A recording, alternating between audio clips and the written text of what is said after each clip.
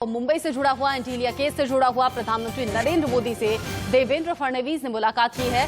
सचिन वाजे मामले को लेकर ये मुलाकात हुई। डिटेल देवेंद्र फडणवीस ने दी है। और इस बैठक में केंद्रीय मंत्री अमित शाह के साथ नरेंद्र मोदी भी मौजूद थे और तीनों नेताओं के बीच करीब 45 मिनट तक बैठक चली है। और सूत्रों के हवाले से यह खबर आ रही है कि आज देवेंद्र फडणवीस एंटीलिया मामले में, मनसुख हिरेन मौत मामले में कोई बड़ा खुलासा मीडिया के सामने कर सकते हैं। देवेंद्र फडणवीस जो पहले ही दिन से लगातार सवाल उठा रहे हैं, चाहे वो विस्फोटक रखी हुई स्कॉर्पियो कार मुकेश अंबानी के घर के बाहर मिलना हो, सचिन वाजे का सबसे पहले पहुंचना हो, या फिर मनसुख हिरेन की मौत के मामले में जो एक के बाद एक खुलासे हुए। देवेंद्र फडणवीस पहले दिन से कह रहे थे कि मामला सस्पिशियस है, सचिन वाजे को लेकर सवाल करते रहे। सचिन वाजे को हिरासत में लेकर पूछताछ हुई, लंबी पूछताछ के बाद गिरफ्तारी हो गई है। और अब सचिन वाजे का जो रुख अब तक है, पूछताछ में सहयोग न करना या फिर बातों को टाल मटोल करना। देवेंद्र फडणवीस कह रहे हैं सचिन वाजे तो महज एक मोहरा है, ऊपर बड़े आका बैठे हैं, उन तक पहुंचना जरूरी है। राहुल गौतम ज्यादा अपडेट के साथ जुड़ गए हैं इसी खबर पर हमारे साथ। राहुल, देवेंद्र फडणवीस और प्रधानमंत्री गृह मंत्री अमित शाह की मुलाकात हुई है तो क्या बात हुई है? देवेंद्र फडणवीस और क्या कुछ बड़ा खुलासा कर सकते हैं? इनपुट क्या है?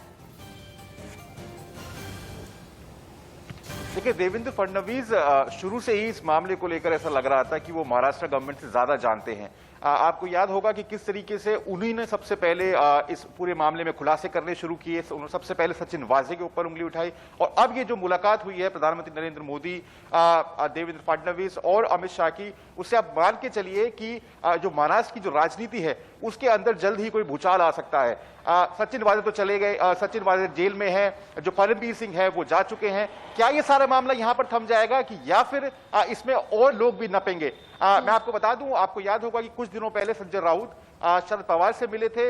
यहां दिल्ली के अंदर कई मुलाकातें हुई थी, महाराष्ट्र मुंबई के अंदर कई मुलाकातें हुई थी और सबका कहना यह था कि क्या गाज अनिल देशमुख पर भी गिरेगी, क्योंकि जिस तरीके से इस पूरे मामले को हैंडल किया गया, एक हाई प्रोफाइल इंडस्ट्रीज इन्वॉल्व है और जिस तरीके से आप मान के चलिए कि छूट दी गई सचिन वाजे को पूरी तरीके से कि वो अपने हिसाब से काम करे, तो आप मान के चलिए कि आने वाले समय के अंदर जो महाराष्ट्र की राजनीति है वो करवट ले सकती है। और इसीलिए देवेंद्र फडणवीस ने जो अपने जो सीनियर लीडर्स हैं, उथल-पुथल मचनी शुरू हो गई है। राहुल, महाराष्ट्र सरकार में उथल-पुथल मची हुई है। आप कह रहे हैं कि कुछ बड़े लोगों के नाम सामने आ सकते हैं, कुछ और नाम सामने आने के बाद ये उथल-पुथल और बढ़ सकती है। नजर आप रखिएगा इस बड़ी खबर पर, आगे फिर आपसे अपडेट लेंगे। एक और बड़ी खबर है इसी मामले से जुड़ी हुई।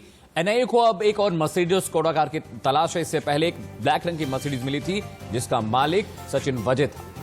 जांच एजेंसी एनआईए लगातार दावे कर रही है कि इस केस में और गुत्थियां जो उलझी हुई हैं उन्हें सुलझाएंगे। बड़े खिलाड़ियों के इशारे पर ही सचिन वाजे काम कर रहा था, इसीलिए इतना बैकअप था, इतना सपोर्ट था। अब तक स्कॉर्पियो, इनोवा और काले रंग की मर्सिडीज एनआईए के कब्जे में है, लेकिन अब खबर यह कि एक और मर्सिडीज और स्कोडा कार की तलाश एनआईए को है।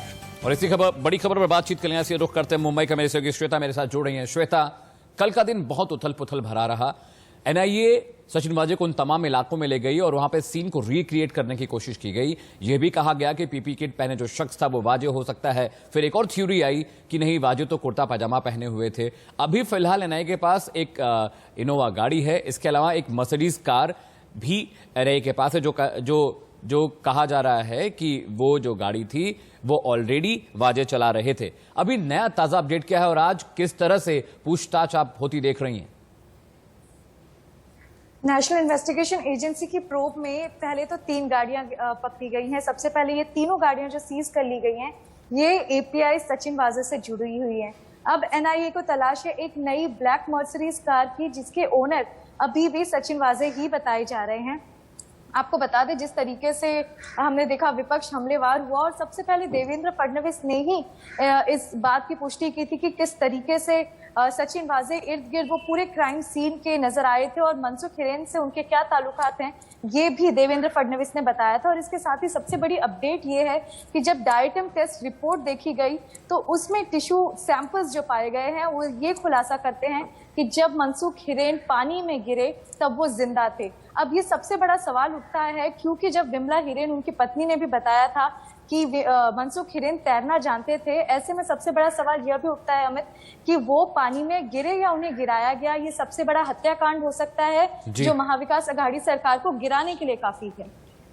जी श्वेता, बहुत बहुत शुक्रिया इस अपडेट के लिए। राहुल, आपका भी शुक्रिया, आप दिल्ली से जुड़े थे।